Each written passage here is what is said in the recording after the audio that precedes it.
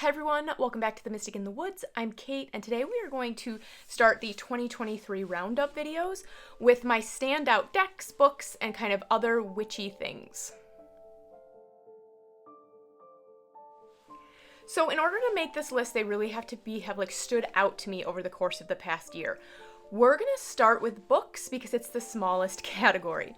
Now, the first book on this list I talked about in my books for deconstruction video, because this is a life-changing, paradigm-shifting book. This book is On Our Best Behavior, The 7 Deadly Sins and the Price Women Pay to Be Good by Elise Luhanen. This book is one of the best books that I have ever read. Now, it's not a witchy book. It's not a spiritual path book. It's not anything like that. But of course, because it talks about the 7 deadly sins and the history of the 7 deadly sins, it's sort of related, right? And it's certainly a book that can help you deconstruct from Christianity. But the thing that I love so much about this book is that she writes beautifully. It's so easy to read. She goes through the history of the 7 deadly sins. Each sin has its own paragraph in here. And she really talks to you about how good girl conditioning is so a part of society and how it has been so internalized by everybody. And she talks about how not only are the 7 deadly sins have they been used to control people, but how by leaning into them, we can actually set ourselves free. So for example, in the contents, on the contents page, table of contents, she has a little sentence, so it sloth. Believing sloth to be sinful, we deny ourselves rest. Envy. Believing envy to be sinful, we deny our own wanting. Pride. Believing pride to be sinful, we deny our own talents. So she goes through this and she talks about how each sin can actually point you directly to authentic pieces of yourself. This is a really, really fantastic book. And one of the reasons that I think it's so important, and of course it's a recommended reading for my Reclaiming Eve program, which is really highly about this, is that good girl conditioning is just a part of kind of a worldview, right? Now, we grow up in society, which means we receive societal conditioning. We receive a worldview from our society, from our family, from our religion, from whatever. If we don't take the time to understand our worldview, to deconstruct our worldview, we aren't viewing the world through our lens. We're viewing the world through a lens that was given to us. And what happens a lot in the spiritual communities is we step out of our religion onto a spiritual path and we don't finish deconstructing that worldview and we just bring it with us into our new spirituality. This book is a really accessible way into that kind of work, into understanding how societal conditioning works, why it works, and how the 7 deadly sins is a really great system that we can use to start to understand it and to break free of it. So of course, that's why it's on the recommended reading list for my program, because we're going through the 7 deadly sins as a part of that program, and it's really about releasing good girl conditioning. You can find all the information at the link if you're interested. But this book is absolutely, if I was going to pick the top 5 books that are paradigm shifting for me, this would be one of them. And I had already had this paradigm shift before reading the book, but the book helped me to take it further, and it was just, I cannot say enough good things about this book, but I will stop and maybe just make a separate video book review of this. Okay, so the second book I don't have the physical copy of, so I will put the picture here. So this is When God Had a Wife. So this book is a really easy rundown of the history of Asherah, the goddess that was God's wife before she was written out of the Bible. There is a lot of biblical scholarship and history and things written in this book that make it a really easy overview of that type of content. Now, Asherah is one that's really, really important to me, and she was completely stripped out of the Christian pantheon, completely removed from the Christian myth. And this book is a really accessible window into that. And again, I have a deck that we're going to talk about Asherah as well. When we look at stories and myths and archetypes from all of these stories, it's a really powerful way to heal. And reclaiming Asherah is just one of the things that, one of the beings that we can reclaim and we can work with to reclaim pieces of ourselves. So I also highly recommend this book as a really nice overview on a lot of that stuff. All right, so let's move into decks. Since we're talking about Asherah, we might as well start with this deck, because this is the deck that I have been using to work with Asherah. So if you watch my channel, then you know that generally, like, the decks in my collection are kind of associated with a specific being or specific energy. For me, that's just how I use my decks. I have some general decks, but this is one that, well, here it is. Okay, so this is the Moonchild Tarot, the Shadow Work Edition, or the Shadow Edition. I will make sure the link is below, but this deck, I love. I think I put it on my top 10 tarot deck list, even though it was new to me at the time. And it's still fairly new to my collection, like it came into my collection in 2023. I think all but one of these decks did. And this is new as of this year. The first Moonchild deck was a really near miss for me. Like, I wanted to love it. There was so much that I did love about it, but it was just at the end of the day, like, it was too pink or something. I don't really know. It just didn't click for me. This artwork is darker. It's a little grittier. She changed a few of the cards. I love this deck. This deck gives me all the priestess vibes. It definitely, in my opinion, can work for shadow work. I have certainly used it that way. And for me, I've also been using it to work with Asherah, who has become one of my primary deities that I work with. And I don't exactly know why, but the deck, even though it's like the Moonchild deck and there's like that type of celestial feel to me, it also feels earthy to me. And what else is a goddess if not both celestial and earthy, right?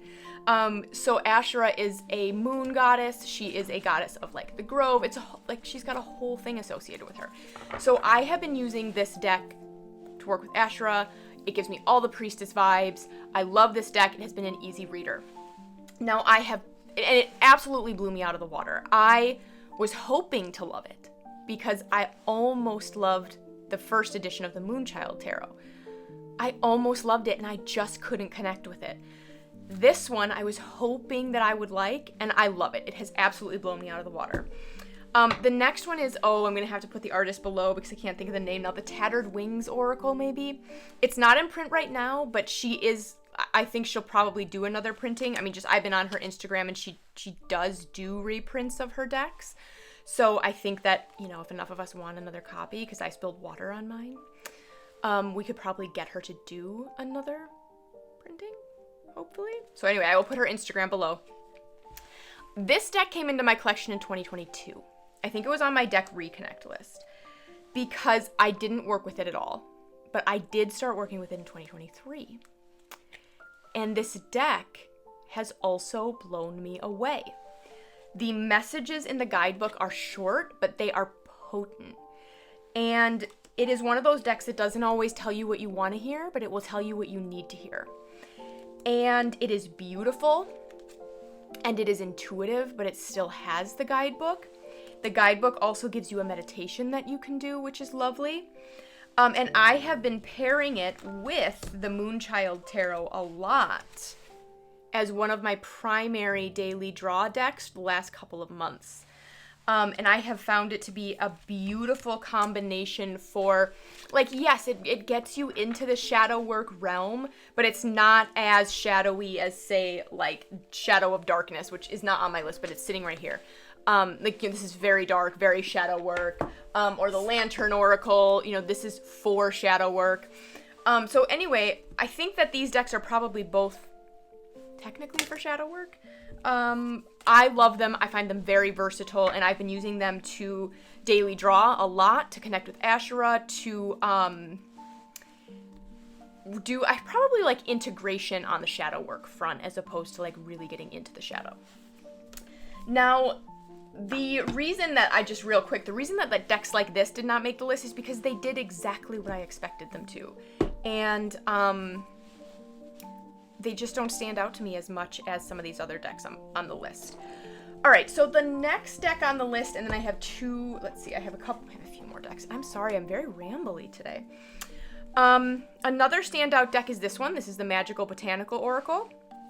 I talked about this deck in my decks for shadow work and connecting with the Divine Darkness and beings of the Divine Darkness. And I'm going to redo eventually my top 10 mass market decks, and this would absolutely be on the list. I don't know what I was expecting out of this deck, but what it became was a shadow work deck for me. This deck feels like the underworld as a whole. It feels like the shadow as a whole. And I have used it a lot for creating workshops and programs. So kind of like in my work as a shadow work facilitator. I have not used it to like read for other people, but I have pulled cards from this before a session with somebody. The guidebook is great. I don't even really know what else to say about this deck, except that I just really love it. And I think that there's a lot of versatility that you could get into with this deck. I have used it very specifically kind of for shadow work. Not the next two decks, the last two decks I'll talk about don't really have anything to do with shadow work. This is a big shadow work year for me, but excuse me. This deck, I think it's very versatile. I've just usually been using it in a very specific way. And this might even make like a top 10 deck list for me. I'm not really sure, but I do love this deck. I edged mine with a Sharpie. So that's why mine has black edges. Okay, so then the next deck on the standout list is the Witch's Tarot by Burning Paper Hearts. So I just got this deck this year.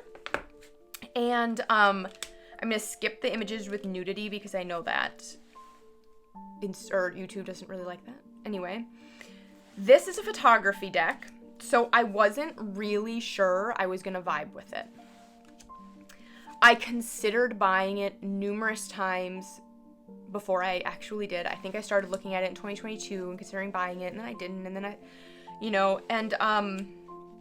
finally did. And I'm really glad that I did, because it gives me like another window into things. And while I use this primarily to connect with beings of divine darkness that have a feminine feel, so Lilith, for example, I mean, I think that it's a more versatile deck than that. And it has been really an astounding experience to work with. I wouldn't say it is my most used deck of 2023. But it did also make my top 10 list. Because it really just does something nothing else in my collection will do. To really help you get in touch with that, like, dark, divine, feminine energy. So that's this deck. This deck is beautiful. I really don't even have the words to describe this deck, to be honest. You can go watch my decks for connecting with the divine darkness and shadow work or whatever to hear me talk more about these two decks. They go perfectly together. I used these two decks together for shadow work and communicating, working with Lilith, the way that I used these two decks to work with Asherah this year. Okay, so then I have two decks on my runner-up list. So that was 4 standout decks for the year. I have 2 on my runner-ups, and this is why. This is the Silver Acorn Tarot, and I just got this like a few weeks ago. So this deck is new for me. It was a birthday gift. And so I haven't like really had it long enough to know for sure that this would be a standout deck. But like, you know how sometimes you get a new deck and you just know? Like you just vibe with it like right away, you just connect with it. This is one of those decks for me. The thing about it that's funny is that I don't usually enjoy animal decks that are done this way. Like, I like my animals to be animals and my people to be people. I don't really like when the animals are acting like people. If that, there's a word for it that I can't think of right now. Okay, that was very startling. My curtains just fell down. Anyway, back to what I was saying. So I was surprised to want this deck in the first place when I put it on the list when I was being asked, like, what do you want for your birthday? And I was surprised that I put it on the list, and then I was even more surprised at how much I loved it. So I'm really, like, infatuated with this deck right now. We'll see in a few months, like, how much staying power it has, but it's kind of on the list. So it's a runner-up. The other runner-up is this one. So this is the Faceted Garden Oracle. It's technically a runner-up because I think I got it in 2022, so I don't think it technically meets the list. But I started working with this heavily when Eve started coming through for me a while back in 2023. And I had really struggled to connect with this deck, like really, really struggled. I wanted to love it because the Illuminated Earth Oracle is one of my favorite Oracle decks of all time. So I wanted to love it. I really wanted to love it. And I just couldn't connect with it. And when Eve started coming through for me really powerfully early in the year, this was one of the decks I started using. This and my Nameless One Tarot and Oracle. And so they have really become Eve decks for me. And because she is also one of my primary, one of the primary beings that I work with now, and I think it's going to stay that way, this deck very quickly has been climbing the ranks. So that is the the Faceted Garden Oracle, I'm sorry. Okay, we're at 16 minutes or something. So let's go through some witchy stuff. So we talked about books, we talked about decks. Let's hit a few. I only have a few products this year. I think last year I had a lot more products than this. But I really didn't buy nearly as much as I bought last year, and I didn't gift. We did gifts differently this year, which I'm really, really happy about, like for my birthday and for upcoming for Christmas and just last year for Christmas. And anyway, so we've done gifts a little differently, but the handful of products that I do have, I really, really love. Okay, so let's talk about oils first. So I have trouble with incense, and I have trouble with doing too much sacred smoke because it makes me cough really easily. So I have to really limit it. So I've really been looking for oils, anointing oils, oils. I'm going to get an oil burner, just like to put on candles, just like all these kinds of things. So I've tried a lot of oils. The jury is still out on a couple, so I'll report back later in the year about those. But I have a few here that I really, really love. So this is actually not even made with witchy intention. It's got like shimmery gold in it. This was given to me. It's just like a body oil, and I will put the link to this website below. I think it's an Australian company, but this was given to me. It's the Summer Solstice Body Oil, so it's ylang ylang, I don't know how to say that one, excuse me for that. Grapefruit and patchouli. It smells so good, and I don't usually love like floral scents, but I really, really love this, and you can see it's really lasting me a long time. Like you can see, like I barely touched the surface of it, but I've used it a lot for how much it appears as though I've used it. And I have used this as an offering oil and to anoint candles, and I love it. And it's really like if you are a body oil person, like it's beautiful for that. So I was really surprised that I ended up using this in my spiritual practice so much. So this is one of them. Another is these two oils by Sacred Soleil, and I will put her website down below. I just received these very recently. But sometimes, like, when you know, okay? And I love these two oils already. So this one is Avre Cavino. I don't really know how to say that, but it is a road opener one. I don't know if it's going to come into view. The oily stains are from me. It shipped beautifully. It was in perfect condition when it got here. That's me and me being hard and everything. So I got her road opener oil and her divine protection oil. And I am instantly in love with these, and I am already using them daily, and I think I will continue to use them daily. And I've been using the Divine Protection Oil for my son as well. So when it comes to like protection oils and protective smoke and all these things, kind of like my mentor is always saying, like, it doesn't do much good to like lock your front door if your back door is open. So for me, shadow work is really, really important for protection work, but we can bring these, for me, you do what works for you, but for me, and then I can bring these other things into my practice to help shore up the protection, right? So I've been using the Divine Protection Oil on me and my son. I freaking love it. I also ordered from her, her smoke sticks. So I love cedar, and I've been looking for the right person to be buying bundles from for a long time. It came beautifully with like little crystals. I have 4 of them. I've already been using one. I just grabbed one I haven't used yet. I have cedar, rosemary, and mugwort, I think. And so they're great quality. Cedar is one of my favorite sacred smokes to use. I don't burn white sage personally. I am not within any of those lineages physically or initiated in any kind of way. So I don't use white sage, but I do use cedar a lot. I have used rosemary in the past. I'm going to be experimenting with mugwort. So I loved it. All came packaged beautifully. It's a small woman-owned company, like very little plastic, couple of fun extras. Can't recommend this company enough. Her link will absolutely be below, and I will definitely be returning to purchase more from her later in the year.